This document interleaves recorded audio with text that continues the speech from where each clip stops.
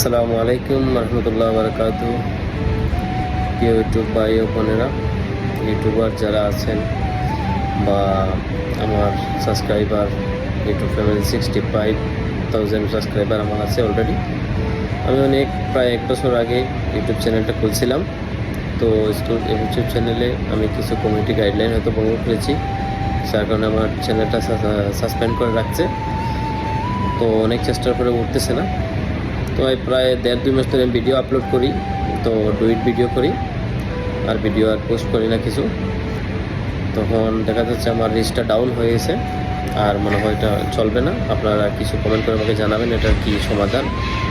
প্রায় reach down 1 মাসের উপরে হয়ে যাচ্ছে, কোনো ভিডিও আপলোড দিলে রিচ হয় না, বুঝতে পারি না সেটা কিসের জন্য। তা আমি বলবো যারা এক্সপার্ট আছেন এই বিষয় নিয়ে জানেন, আমাকে একটু পরামর্শ দেবেন এটা কি করা যাবে। চ্যানেলটাকে ক্যান্সেল করে দেব না রাখবো?